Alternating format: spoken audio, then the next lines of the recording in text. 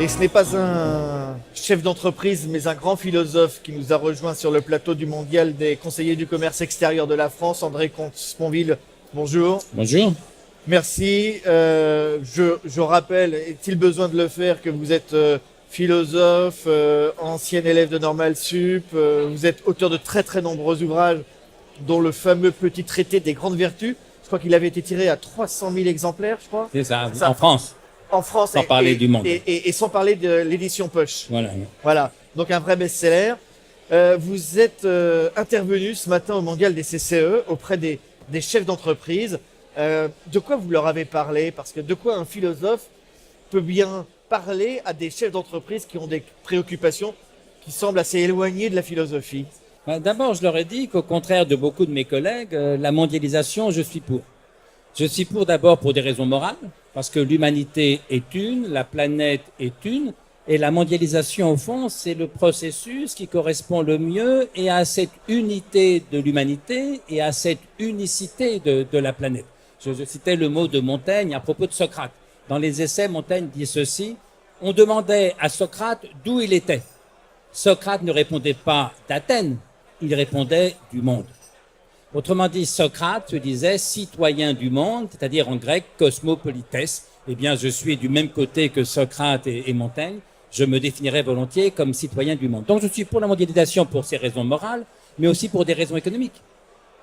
La pauvreté n'a jamais autant reculé dans le monde que ces 40 dernières années. Ça n'était jamais arrivé. Donc le côté c'était mieux avant, c'est quelque chose que vous balayez d'un revers. Mais bien sûr, c'est une tarte à la crème et une erreur catastrophique. D'ailleurs, plusieurs livres importants sont parus ces derniers temps, notamment un très grand livre de Steven Pinker, psychologue américain, montrant que cette idée « c'était mieux avant » est totalement fausse. Il y a un discours en vérité réactionnaire, fondé sur la peur, qui voudrait nous faire croire que c'était mieux avant. C'est pas vrai. Avant, c'était pire. Et si la pauvreté a reculé davantage, que ça n'était jamais arrivé ces 40 dernières années, c'est pour une bonne part grâce à la mondialisation. Enfin, je suis pour la mondialisation pour des raisons politiques. Parce que le vrai problème que nous rencontrons, c'est pas la mondialisation économique. C'est que tous les problèmes auxquels nous sommes confrontés, problèmes économiques, écologiques, sociaux, existent à l'échelle du monde, alors que nos moyens d'action sur ces problèmes, les moyens d'action politiques, n'existent qu'à l'échelle nationale ou continentale dans le meilleur des cas. Si bien qu'un déphasage s'est creusé entre l'échelle mondiale des problèmes et l'échelle nationale ou continentale de nos moyens d'action sur ces problèmes. Ce déphasage voue la politique à l'impuissance, il est donc mortifère. Nous avons donc besoin d'une politique à l'échelle du monde. Ce que j'ai dit tout à l'heure, c'est que nous n'avons pas besoin de moins de mondialisation économique.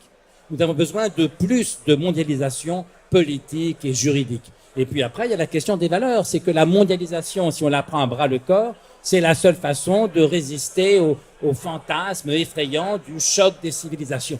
On pourrait nous faire croire que les civilisations vont s'affronter. Moi, je crois que la seule façon de résister à ce danger-là, c'est de bâtir ensemble ce que j'appelle une civilisation mondiale, laïque, démocratique, respectueuse des droits de l'homme. Et pourtant, toujours plus de mondialisation suscite quand même de la peur, de la crainte dans pas mal de pays, et ça se traduit également dans les urnes.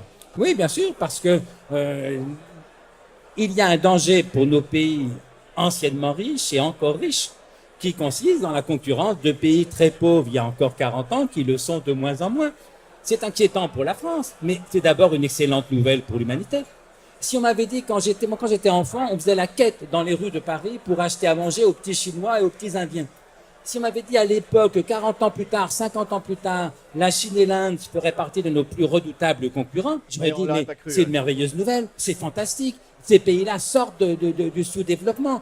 Tant mieux pour eux.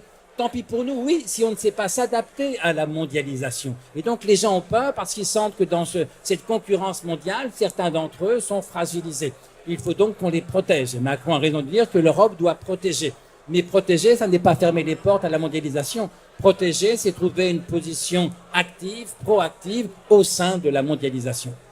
Une dernière question, et on pourrait vous écouter pendant des heures. Une dernière question, André Comte-Sponville. Vous avez parlé ce matin devant un auditoire qui vous était acquis. C'était cet après-midi, en vérité. Et cet après-midi, pardon. Qui vous était acquis, puisque ce sont que des chefs d'entreprise, des conseillers du commerce extérieur, très tournés à l'international, qui ont épousé, qui embrassent la mondialisation tous les jours dans leur business, mais il y a encore toute une partie de chefs d'entreprise en France qui ont peur de franchir le pas, qui ont peur justement de cette mondialisation. Quels seraient les termes que vous utiliseriez pour les convaincre en leur disant n'hésitez pas à aller à l'étranger, aller faire du business, aller embrasser la fameuse mondialisation? Je leur dirais d'abord, allez donc voir les conseillers du commerce extérieur. C'est leur métier, c'est pas bien. C'est la bonne porte d'entrée. C'est un corps professionnel, enfin professionnel, une institution dont j'ignorais jusqu'au nom il y a seulement 2 mois, si vous voulez. Et donc, ça veut dire qu'il y a un déficit en visibilité. De notoriété. Mais bien sûr, un déficit de notoriété. Et donc, c'est une institution très précieuse. En plus, d'après ce que j'ai compris, beaucoup d'entre eux font ça bénévolement. Oui. Et donc, il faut que ça se sache. Et donc, le premier conseil à donner aux chefs d'entreprise, c'est allez donc voir les conseillers du commerce extérieur. Et puis, moi, je vous dirais, en tant que philosophe, le marché est mondial. Et donc, vous devez être à la hauteur du marché. 2, c'est l'intérêt de votre pays. C'est par patriotisme que nous avons besoin que nos chefs d'entreprise partent à la conquête du monde. Merci beaucoup André Comte-Sponville d'être venu quelques minutes échanger avec nous sur le plateau du Mondial des conseillers du commerce extérieur de la France. Merci à vous. Merci à vous. Bonne fin de journée. Au revoir.